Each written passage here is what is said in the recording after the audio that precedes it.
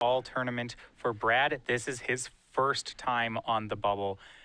If you thought these were close matchups for Tom, like I said, breaking out the leather jacket, this one's a different one than the others. He knows how good his opponent is. It's a flooded strand for Nelson to start things off. He's down to 19, going to get a volcanic island. Again, these two players prepared for this tournament together, had conversation. Of course, they're not always going to play the same decks. Their ranges are pretty wide. Tom likes his aggressive decks in Standard, so White Blue Heroic is how he went. No surprise to see Infect and Legacy. For Nelson, he'll play what he thinks is best in particular meta games. And you saw him do that with Sultai in Standard, and now doing it with Sneak and Show here in Legacy as he's shuffling with the Ponder. Well, one of the advantages you get when you're Brad Nelson is Brad has an incredible range of decks. Remember, with something like Infect, Brad Nelson actually had a runner-up finish in the Star City Open Series this year with Infect, as well as good achievements with Sneak and Show. So Brad knows what this matchup looks like from both sides, which is sure to help him in the matchup. Speed matchup. You got to be quick. Got to get the opponent done. It's combo on combo. Sure, there are creatures involved, but we'll call it what it is. It's combo on combo, and there's piece one of Tom Ross's combo. It's Glistener Elf. It's an Infect creature. Yeah, Tom has a couple tempo plays that can let him play the role of a control deck for maybe a turn. He can Daze, he can Force of Will. So those combo can be a little bit slower at times. He can maybe keep Brad off a turn, make him combo a turn later. But that's about it. They are trying to get very fast hands here. Brad with the Volcanic Island right now did look like he picked up a double land, and he did. This is a copy of Ancient Tomb, and that is a copy of Show and Tell. Does Tom have any form of counter magic, be it Force of Will, be it Daze? Well, if Brad's going to go for a turn 2 Show and Tell, that's a very bold move, and it says one of a couple things. Either Brad has a second Show and Tell in case this one doesn't work, or he has counter magic to push this thing through. Well, it looks like the answer is that he has counter magic to push this through. Forceful removing a blue card will take care of the Daze. Show and Tell is in. Brad's going to put something face down. Tom is going to do the same. Let's see what we brought to class. Emrakul one way, Blighted Agent the other. Can Tom kill him now? Remember, it's not impossible here that Tom could just have some Invigorates and maybe a Noble Hierarch. Yeah. Tom's deck is capable of winning from this board state, but if Emrakul gets a swing in here, it's over. Tom needs to do 10 poison right now. It's a brainstorm. He's got to run perfect to get there. All Invigorates. Just 3 of them. 1, Noble Hierarch. 2, Crop Rotation. 3, not Invigorates, Verdant Catacombs. He's made his land for the turn. That's not going to be any help. Even with all these cards, there is not a way to get 10 poison in, and his deck is not able to answer Emrakul. And this, we said it was going to be a quick affair, and weren't kidding. This may be done as early as turn 2. Yeah, this matchup takes no time at all. And Tom is going to pick up his permanence and move on to game number 2. Brad Nelson's going to win game number 1 off the back of a Show and Tell, putting Emrakul into place. Sneak and Show up a game over Infect. Again, it's going to be a very, very quick one. We're going to go to the sideboards here. We'll take a look at what players have available to them. Again, you do see that Ross does have a copy of Sylvan Library, a crop rotation. Bajuka Bog, Tower of the Magistrate, and Caracas as far as a little crop rotation package. Very good in this matchup. Forcible Hydroblast, Crows and Grip, Nature's Claim. 2 Spell Pierces, 4 copies of Submerge. What do we like there and why? Well, what Tom's trying to do in this matchup is you saw games can end in 2 turns, which means players need spells that they can cast in the first 2 turns of the game. Preferably 0 mana, maybe 1. So looking at Tom's sideboard, the kind of cards he wants is he wants his last Force of Will. That costs 0. He wants these 2 copies of Spell Pierced. It's a 1 mana counter spell. It can interact. And Tom has a pretty good trump here in that he also plays 1 copy of Caracas. This land and the fact that it's in his sideboard is going to have to give Brad pause. If he were to cast that Show and Tell like he did game 1 and Tom were to have brought Caracas to Show and Tell, Brad would have almost defeated himself. 3 Defense Grid, 2 Grafdigger's Cage, 3 Leyline Sanctity, 2 copies of Omniscience, a Dig Through Time, a Wipe Away, 2 Pyroclasms, and a Boseiju who shelters off. Pyroclasm, huge in this matchup. Pyroclasm's great. All of Tom's creatures, and there aren't actually that many of them, have 1 toughness. Now, granted, Brad cannot hit an Inkmoth Nexus, but because this matchup is about speed, Inkmoth is actually probably the worst creature in Tom's deck. He cares more about the Glistener Elves and the Blighted Agents, as they're the fastest ways to kill, and Pyroclasm, great against both. Yeah, I would be surprised to see if Brad does bring in Boseiju in this matchup. There's a little bit of a fight over Show and Tell. Boseiju's a little bit slow to the game, but his life total doesn't actually matter. So it's kind of a free roll depending on how the game kind of lines up. I'm interested to see if he'll bring it. Yeah, it depends whether he can stomach a colorless land that comes into play tapped. That's just a very big investment. But you're right, it does push things through. The 2 life is not actually a cost in this matchup. Tom's not going for Brad's life total. So there is an argument to bring it in. Then again, if you're just trying to be as fast as possible, Boseiju is a pretty hard card to use. Well, we don't think Tom is going to win via damage. but It has happened. it has happened. I think of Grand Prix New Jersey, where I feel like he dealt maybe 30 of it. His opponent was at 22 and had 8 poison on him, and then Tom switched gears and dealt 22. Noble Hirework had some work to do along with Become Immense and some invigorates there. So it's not impossible, simply improbable for the boss to deal regular damage in this particular matchup. See, both players are basically happy with their configurations and shuffling up. And while we do wait for game number 2 to be underway, we will talk Star City Games Regionals. That is coming up very soon here. We've got a lot of locations for the Winter Regionals. February 7th will be taking place on Pro Tour weekend. And we've also got, a sweet playmat that goes along with this. So you can find out your location for Star City Games Regionals at starcitygames.com/regionals. And the playmat here, free exclusive to the first 200 players. Yeah, regional. This is part of the StarCityGames.com tournaments. They take place on Pro Tour weekends. You may have played during states during the last Pro Tour weekend. I know I did. Finished in 9th. Oh, Yeah. that is tough. I know. I got third. I outdid Man, you. I didn't even top 8 it, yeah. But if you want a bigger title, not just your state champion, you can be one of the regional champions. There are only 14 of them in the country. This is a much harder one to get, and the prestige is with it. But you also get this pretty nice playmat. It is all 4 of our Squirrel series, all in one place. No, it's awesome, and it's free and exclusive to the first 200 players. Again, starcitygames.com/regionals for more information. Plant your flag February 7th during our winter regional competition. As we do turn our attention back to the match, you do see the sideboards and the options. Some pretty good ones here for both players. Tom a little unsure of himself, so he's going to go back through things. But one of these players will be joining Gerard Fabiano, Reed Duke, and Brian Braunduin in the top 4 later this afternoon.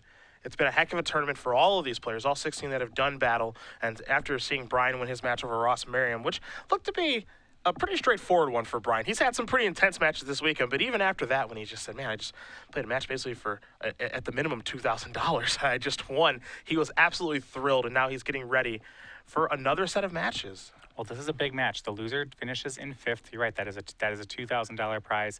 But once you get to the top 4, that's where things start getting real big for these guys. That's where life's pretty good. We'll see who it's going to be between Brad Nelson and Tom Ross. Good friends doing battle, but only one can move on to the top 4. Ross currently down a game, so he'll be on the play. We'll see if he's happy with the hand. He's had some explosive starts this weekend. Has killed Reed Duke on turn 2 twice on the play. Reed able to win one of those matches, however, and one would argue the more important of the two, as Reed is into the top 4 and Tom is not just yet. See Nelson's hand, there's a Force Will, an Ancient Tomb, and a whole bunch of other blue cards over there, so we'll see how he wants to navigate. Start with sacrificing a Polluted Delta. Well, no Glistener Elf for Tom Ross, and that's good news for Brad. It takes away Tom's turn 2 kills, which, as you mentioned, really do exist. He did it to Reed Duke twice. So Brad will at least get to have 2 turns in the game, but he wants to get his shop together very quickly. You mentioned he already has the large creature in hand. He does have some of the lands that tap for 2. A lot of things going very well here, but does he have all the pieces? Looks like he'll spend at least the first turn cantripping. Yeah, that's something this deck does a lot of. Between Ponder, Brainstorm, and you see Preordain. Going to take a look at a couple of cards, get the shop set up, and then when it's time to cast Show and Tell or Sneak Attack, hopefully have Force of Will backup or a Flusterstorm. Nelson's starting a couple of those this weekend. So he will scry 2 here, figure out what he wants to do with these cards, and then get to peel 1. And the interesting thing in this matchup is kind of the role assessment. Both decks are of similar speeds depending on the situation, so you can't actually say one combo deck's the control deck and one combo deck is trying to win as quickly as possible. Both decks really want to be doing both, so when you play a card like Preordain, there's this balance of, are you looking for combo pieces or are you looking for Force of Wills? You can't really take both, so it's a guessing game. Which role do you want to be, and which role do you think your opponent is doing?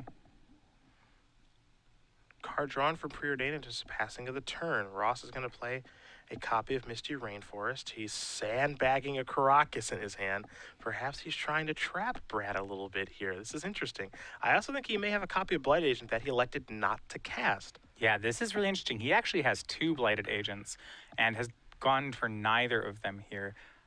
Really holding up mana, and both these players, one thing about their playstyle that you should know is they don't just play the cards, they both play their opponent very heavily. So this kind of matchup, you'll get these situations where both players, you may wonder why they're not playing any spells, and this game's being played on a lot of levels. Yeah, Tom brings Caracas for it. The question is, does he want to expose that? Let Brad know that he has drawn it. Brad might think he just has crop rotation, because he only has 1 Caracas. And he can crop rotate for it, or he can play it now. And you see, he's a little bit torn on what land to play, Caracas or Verdant Catacombs. Do I show it? Do I not show it? Do I cast Blight Agent? Do I keep waiting? Well, there's a concern if he doesn't get Caracas down, Brad can maybe play a 2-mana land, a Lotus Petal, and suddenly sneak attack something through, and Tom will have lost his opportunity. Tom is still not playing Caracas. He's still not playing Blighted Agent. He's just passing the turn back. He wants Brad to cast Show and Tell and put a big creature in play. But you can see in Nelson's hand, he actually has a copy of Omniscience. That's a 2 in his sideboard, and he has a sneak attack. So maybe Tom's getting a little too cute, perhaps, as there's an Ancient Tomb. Yeah, both players, neither of them wanting to pull the trigger, feeling like if they do, the other player is going to have a great turn. No, it's a game of chicken right now. It looks like Tom is finally going to make a move. He's going to sacrifice the Verdant Catacombs. He's going to go down to 19. It's a Tropical Island that'll search up. We'll see if it'll be a Brainstorm, if it'll be Blight Agent right now. Not entirely sure how Tom wants to move forward on his 4th turn of the game, but both these players so cautious, not really casting any spells, trying to figure out the best time to pick their spot. It's a Noble Hierarch here for Ross. So Tom finally makes a move, but it is not a very big one. Cracking one of his 3 fetch lands and playing Noble Hierarch. This card is just kind of the glue that holds the deck together. Tom's still really not showing his hand yet. Well, he's going to show off the Caracas finally. I was curious if he was going to play it or not, if he was going to save it for Show and Tell, but now it's in play, and now it's something that Brad has to worry about. So I've drawn my, what one could argue is most important sideboard card. I'll put it into play, says Ross, as Nelson will cast a Brainstorm here on Ross's end step. Right. So the Caracas has to be played this turn in case Brad has a sneak attack. Tom wants an answer to it. Now, Brad actually has a way to get around a Caracas, and you see it in his hand. He has a copy of Omniscience in his hand, and one thing that Brad can do is show and tell the Omniscience into play and then cast Emrakul without paying his mana cost. Tom can bounce the Emrakul all he likes. However, because Brad actually cast the card, he gets the extra turn off Emrakul, and Caracas really doesn't do anything. It's not going to work the way that he wants it to. Omniscience does play a really nice role as a card in this deck. Now, we've seen decks like Omnitel before. Logan Mize did play that in the Legacy portion, and we've seen Max Brown actually use that to win an Invitational, playing Omnitel and basing his deck around Omniscience and all the crazy things that you can do with it. Nelson using it as more of a sideboard tool, a little bit of redundancy, or a different way to win, depending on the situation. And it could play a huge role here. It's a nice way to go around Caracas, as here's Brainstorm's done resolving. Nelson going to sacrifice Scalding Tarn on the upkeep, go down to 18 in the process, and we'll see what his draw step will be in just a moment. Going to go get a Volcanic Island for now. Yeah, but the difficult part of your Brad is you still don't really know what Tom Ross is up to. Tom has 5 cards in his hand, and for the first 3 turns didn't play anything. Now that is very unusual for an Infect deck, and it really could leave a player guessing as to what cards his opponent might have. Battle draw a card, look like maybe in a copy of Gristlebrand. But legendary creatures are not all that appealing at this point in time. Yeah, this will be a Ponder. That actually is one of the advantages to Infect in this matchup, is while both decks have cards that are not particularly strong in the matchup, they're combo pieces. A lot of Tom's combo pieces can actually still be cast and played, and he can build up a hand. Things like Glistener Elf, Noble Hierarch, you can cast them while leaving up mana. Brad's extra pieces are things like Gristlebrands or Omnisciences that are very uncastable, so he needs to leave them in his hand, but can't really build up a counter magic wall at the same time because his hand size is limited. So if it comes to a really big sort of game of chicken, Tom starts to get an advantage over time. Gonna keep it the Ponder. A lot of cards here in Brad's hand. So he's trying to figure out what's the best time to pick his spot. Well, there's just so many options that each of them could have here. Not sure what he wants to play around and what he doesn't want to. There's Scalding Tarn. He's going to go down to 17. Maybe it's time for a sneak attack, perhaps? There's a Volcanic Island. I wouldn't be surprised to see Brad try to play around Daze for the entire game. Yeah. The game has gone slow enough that he probably can afford to do that. Perhaps another cantrip. Yep, just a Ponder. Yeah, so it was a Ponder taking a card, not wanting the other 2 because he can play a fetch land and shuffle. So he resets the deck, looks at the top 3 again. It's a sequencing of Ponders that lets Brad see the largest number of cards. And looks like he may shuffle. A little unsure of himself. Going to consult the grip. He's got a lot of cards in there. Omniscience, Force of Will among them. And he's going to keep it. So now Ponder's done resolving. Still think Brad's looking for show and tell here. The Omniscience plan is his way to get around Caracas. Here's a Brainstorm from Tom.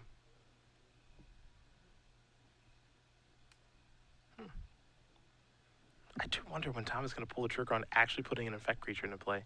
He just absolutely refused to do that. He's had so many windows too. Yeah, and that's really interesting. You see these blighted agents, they've been in his hand since turn 2, but Tom really just not wanting to play one of them. He doesn't want to be left in a situation where Spell Pierce is a good card against him. Well, Brainstorm's going to resolve. 3 cards. Invigorate among them. Inkmoth Nexus and Noble Hierarch, the other 2. It's time to put 2 of them back. And perhaps Inkmoth Nexus is the threat that he's looking for, since it is a land after all. And Inkmoth is, you said it is one of the things he found. And that, if the way Tom's playing this game is to just never tap out, Inkmoth is the perfect way for him to get a threat going. It's uncounterable. He can continue to leave mana up while he does it. You see, once he found the Inkmoth, Tom was all too excited to just drop it on the board. And it's in play now with the potential to attack next turn. Brad draws a card, does have another copy of Ponder over there. Gristlebrand Omniscience in hand, has a Force of Will too. There's a City of Traders. I think it may be go time now. With the mana floating, Nelson's going to play a sneak attack. Now, this is a colorless mana floating at the moment, but you're absolutely right. Brad going for it here, and now we are going to see some action. There's been a lot of setup from Nelson with Ponders and Brainstorms and Preordains, and now it's the big turn. Well, it's interesting because Tom has that untapped Caracas, so what Brad's threatening to do here is to put Gristlebrand into play, and then draw 7, and then reset up for a different kind of combo. Or what he can do is simply pay a lot of red, not on this turn, but on a following turn, and put just too many things into play for Tom to bounce them all. Now don't forget, here's a Brainstorm. Brad's already played his land for the turn, played a City of Traders, so he's only got 1 red mana available at this point for sneak attack. Right. A way you can play around Caracas with sneak attack is to have multiple red mana up, but Brad's not going to be able to do it. Tom going to cast a copy of Brainstorm here in response to sneak attack. So of course sneak attack is on the stack. That's what the battle will be over. It's a Brainstorm in response, and we'll see if Nelson wants to make a move. The answer is no. So Brainstorm will resolve. Tom will draw 3. He'll have to put 2 back, of course. His tournament life on the line right now. Tom has had his back up against a wall many a time this tournament, has pulled through each of them, but this may be his toughest fight yet. Down a game in a matchup that is not particularly easy for him. Glistener up among those cards. Brainstorm's done resolving. Now what's he going to do? Not the best hand you've ever seen. Spell Pierce, Force of Will. Says okay. Huh. Doesn't even fight over it. Wow. And we'll see Brad's going to go ahead and activate it here. And that's going to be Gristlebrand. It's going to come into play. Even if Tom bounces it, Brad will get to draw 7. At least. Yes, he could. You're absolutely right. He could go down to 1. Looks like he'll pay it once at least, go to 8. Now Lotus Petal works his way into the equation. Emrakul as well. We'll see what Brad's able to pick up here. Tom could have fought, but he chose not to. Not the... I think I saw a Lotus Petal in there. Yeah, and I think Tom knows if he fought there, he would. The fight wasn't his. With a Force of Will and a Spell Pierce, that's really not enough to win the fight over this sneak attack. It's crazy to think that Tom just did not try to fight over it, though. You're right, and I know he's up to something here, because even if Brad's only creature is Emrakul, and then Tom gets to bounce Emrakul with Caracas, there's still a problem here that the next turn Brad gets to connect. I wonder if Tom's going to fight over this one. Now, here's a Lotus Petal. It's not as innocent as it looks. If Tom had more pump in his hand, it was possible he wanted Brad to play Gristlebrand, pay 7, bounce the Gristlebrand, and then try to win with regular damage through the Noble Hierarch, though an iffy line at best. This Lotus Petal causing a huge commotion. Will Tom try to counter this? What's he scared of? Is he scared of anything? He's got to think about it. He's got Force of Will. He's got a lot of stuff out there. Gristlebrand? No. Not yet. Yeah, he's going to see if Tom will bounce it, and it looks like Tom is not going to. Not before it attacks. Now it does attack, and Caracas will say, okay, back to the grip you go. So now Nelson, with a whole bunch of cards in hand, and at 8 life, now he's got to, either play some things in the second main phase or do some discarding. Omniscience among the cards, you see a Brainstorm, Ponder, a lot of cantrips over there actually. No Emrakul, however. Though keep in mind, Sneak Attack, one thing you can do with it is you can use it defensively. And he might have to do that here. Yeah, if Tom attacks, Brad can just sneak a Gristlebrand into play. It's not even that bad. He blocks Inkmoth Nexus, could gain 7, then draw 7. He'd surely find an Emrakul or a Gristlebrand in the next 7, and it'd be just fine on the next turn. So what cards does Brad want to keep here? Well, you have to imagine some sort of permission. Flusterstorm, Force of Will, all that stuff. He has access to it. He's sculpting out a perfect hand right now, so he'll have to discard some cards. Cantrips, we'll see how many he wants to keep, if any. He's got so many cards in his hand, so many options. He only gets to keep 7 of them, so we'll discard those cards. He's happy with his 7 cards. Yeah, Gristlebrand among the discards there, actually. I assume he has another copy then. Let's see what this is going to be. It's a Brainstorm. Maybe that Tom is trying to find a lot of pump spells right now. And just one-shot Brad. If he finds 2+4/+4s, he could do it. He has a lot of blue permission in his hand. Brad is down on mana. It's not inconceivable that Tom could just kill him from here. Brainstorm might be resolving. Right, Brainstorm has to find something good for Tom. Glistener, Elfic, Ataxian Probe, and a copy of Noble Hierarch. Now here's what's really interesting. Brad has a Gristlebrand in his hand. However, he's at 8 life. Tom is going to sacrifice his Verdant Catacombs in search of a land, but one thing that Tom can do is say, I'm going to attack with my Noble Hierarch. I'm going to put you to 7. You can't activate Gristlebrand. Yeah, that would force Brad to use the Gristlebrand post-combat. Swing, deal 7, gain 7, then draw. But he'll never get to gain the life because the Caracas that's in play. Caracas. So now I think that Brad is in a situation, assuming that Tom makes this play and puts him down to 7, where it's Emrakul or bust. And that might be part of the reason that Brad kept some of these cantrips over there. He does have a Ponder in his hand. There is a chance that Brad tries to use a defensive Gristlebrand if Tom attacks here. You mentioned that before, and it's pretty important, too. It forced Tom to use Caracas. Yeah. There's Gristlebrand. Here's a whole bunch of cards. And it's a really, really good hand there from Nelson. 2 Flusterstorms, a Force of Will, and Omniscience. Ponder, Brainstorm, Gristlebrand. Brad certainly was ready for a counter war here. Multiple Flusterstorms and a Force of Will. He has the defensive Gristlebrand. Right now, both Brainstorm and Jataxian Probe have been cast, so those Flusterstorms will have a count of at least 3. Makes it very hard for Tom to combo Brad out with pump spells. Oh, well, Tom drew a copy of Hydroblast. Well, that is among his best draws that could have happened off that probe. He is... It's interesting. Now he plays a Noble Hierarch, and now he's attacking. I think he might be trying to bait Brad into putting Gristlebrand into play here. Potentially. I mean, again, it's tough to say. It's so hard to figure it out what both these players are up to. If he planned to Hydroblast the sneak attack, then he wouldn't have wanted to play that Noble Hierarch because it makes Storm too high. So he's on a different line, most likely. Because that Noble Hierarch means that these Flusterstorms now force Tom to pay 4. That's an amount he could not pay, so they would counter a Hydroblast. Yeah, this is so interesting. Wow.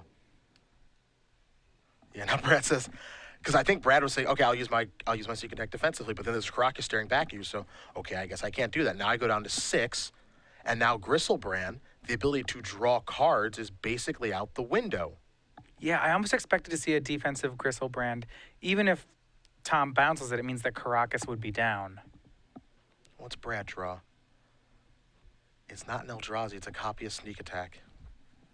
That's not going to do too much here. Now it's time to go cantripping. If Brad can find an Emrakul, he should be able to get this game. That's tough, right?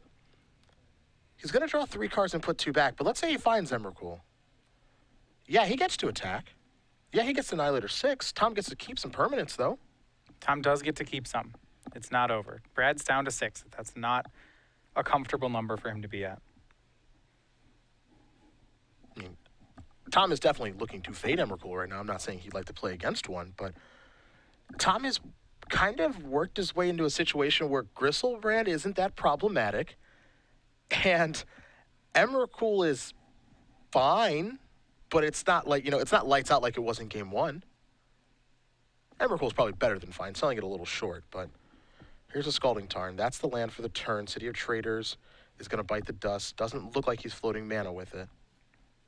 No, and he may just be hoping to get that defensive Gristlebrand to happen here. It will keep Tom from attacking. Brad's going to pass the turn back. So Tom has made it out of this turn. And now are we going to see Hydroblast? We're not going to yet. Tom's going to draw a card. It's a copy of Gataxian Probe. Perhaps he'd like to see Brad's hand again now that he's just got done resolving a Brainstorm. Step 1 is the Blast. And this may force Brad to put Gristlebrand into play, and if he does, he won't even gain the life off it, as Tom will just skip an attack for a turn. Yeah, it's time to have a battle over this. That's a Force of Will. Removing a blue card, Brad goes down to 5. Yeah, these matter right now. These Force of Wills, these fetch lands, this Ancient Tomb. None of these are free. I don't think Tom's going for the poison kill anymore. We were kidding about regular damage, and now somehow it's in play. Tom thinking about casting Gataxian Probe. Does he want to pay 2 life and go to 13, or does he just want to pay mana? He'll pay mana. Remember, Brad with 2 Flusterstorms in hand. Tom knows about both of them. He doesn't know what Brad's draw was for the turn. Wipe away. Split second cards among the best against Infect. Tom going to take a look. We'll, of course, do the same. Storm, Ponder, wipe away, Gristlebrand. Return target permanent. That's what's key. It might say return target Caracas. Absolutely, Tom has the option to end step that Caracas. Or Brad, rather, can end step bounce the Caracas. Well, now it's a change of plans. Now we're going over to Blighted Agent land. Tom has drawn an Invigorate. Mm-hmm. How he wants to use that is really interesting. He could make Brad gain life and try to poison him, or he could just pay for it as a very expensive pump spell and try to kill Brad. Wipe away is not the card he wanted to see on that side of the table. Now Brad has to decide if he wants to end step wipe away that Caracas and go for the Gristlebrand.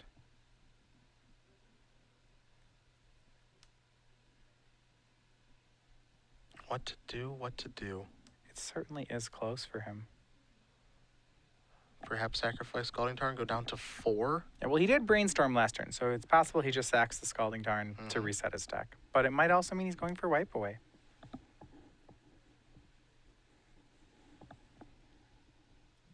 Caracas is very good against this deck, but it's not the end-all.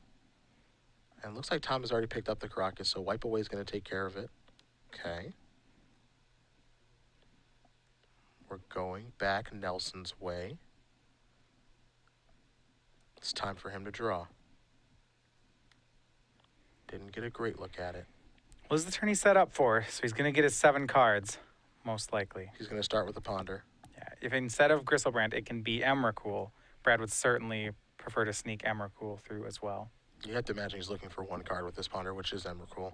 Now, again, don't forget, Gristlebrand, if you sneak attacks it into play, he can't activate it right away, so he'll have to attack first, get the 7 life to be able to get the 7 cards, and that might not even be worth it.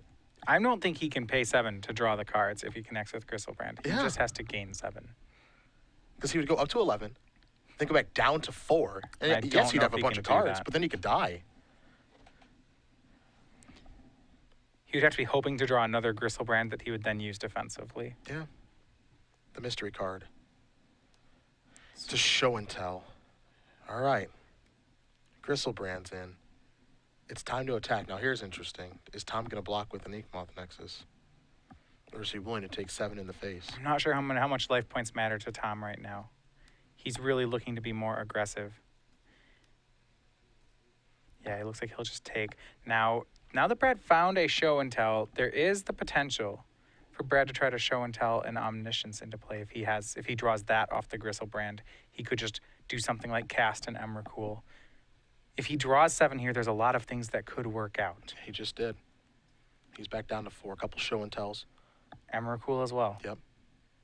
But he can't show and tell Emrakul into play. Tom still has the Caracas. He'd have to show and tell something like Omniscience in.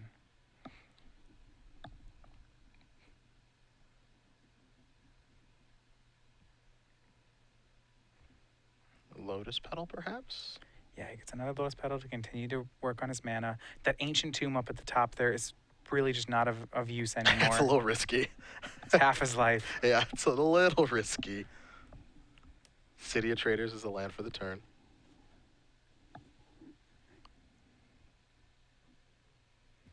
You saw last turn he played a Scalding Tarn. Lost the City of Traders. This turn he replays City of Traders. And Sneak Attack trigger. Yep. He's not tapping on to activate it. Doesn't have enough life to do that, so that's just going to die. And time for Nelson to discard now, I believe. Yep, on cleanup here. He does have a lot of copies of Show and Tell. Maybe one of those goes away. A lot of copies of... He's got an additional copy, excuse me, of Sneak Attack. Yeah. It's hard to say who's ahead in this game. It feels like... I mean, Brad, he just drew 7 cards. He just got a hit with Gristlebrand. It feels like he's ahead. Brad He's will going to discard Boseiju. Yeah, now he does, I believe, have another Gristlebrand in his hand to block with. So he's not just dead here. Daze is a bad one for Tom. At least it seems that way on the surface. 8 mana available here for Nelson. Nelson has already drawn 14 cards off Gristlebrand, yet Tom has managed to keep the game relatively close. Yeah.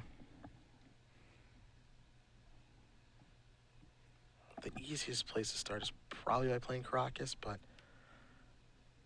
with Blighted Agent, he gets in here for 1, 2 Exalted Triggers, makes it 2 and 3. Invigorate makes it 7, but he hasn't dealt any other infect damage yet. Now he's doing the math. He knows about all these Fluster Storms, that if he tries to resolve something like an Invigorate, there's going to be one heck of a counter war over it. Daze, Pierce, Force. Those are the cards left for Tom. That's why Flusterstorm is so good. In a counter war, Flusterstorm is basically unbeatable. Remember, each storm trigger is a different spell, so you really can't counter the Flusterstorm. Brad says bring it on with Blighted Agent. 3 infect over to Nelson, and that's Tom's turn. He'll have to try to represent some strength here. Next turn, the attack is lethal. The Blighted Agent would swing Exalt up to 3, Invigorate up to 7. So Tom has a plan. Brad's got a plan too. Emrakul's so tough here. There's no way for Caracas to work so that Tom will not have to sacrifice 6 permanents. And if he bounces it right now before the attack step, Brad says that's fine. Activate it again. And if Brad gets to get into the attack step, Brad's thrilled. Attack you, Annihilator 6. Feel free to bounce it. And you can see Tom is going through the squeeze right now. Attack you, Annihilator 6 trigger. And if Tom wants to have that possible kill next turn, he's going to have to sacrifice all his lands. He needs the Exalteds off Noble Hierarch and the Blighted Agent to go with Invigorate. But remember, you need a forced in play to play Invigorate, so he's going to have to give up something. All right, he's going to activate Caracas. That's step 1. So he doesn't take the 15 because he can't. He loses all of his lands. No damage is dealt. Can he somehow, some way, work a win out of this situation? Well, he'd need a forest and then be able to, so he can pump and go for the lethal attack. But he knows about 2 copies of Flusterstorm in Brad's hand. I just don't see it working out. Show and Tell will be discarded by Nelson. Ross is going to draw. Misty Rainforest is what he's found. He'll play that very quickly and sacrifice. It gives him a chance here. He can attack. He can attack for 7 poison right now. Now he has a forest in play. Now a lot of stuff still has to happen. Yeah, 1 from the Agent, 2 from the Higher Triggers, plus 4 from the Invigorate. That would be enough. But as you mentioned, a lot has to go right. There's the attack. Tom knows it's not great, but he's planned for this one. All right, he's representing lethal. Now the counter fight happens. If Brad can win this counter war, he will untap and win, and he'll make it into the top 4. Nelson goes up to 7. Invigorate does grant the opponent 3 life. And Tom, with fingers crossed, is hoping that this is good, but you can see Brad's hand. He has Force of Will.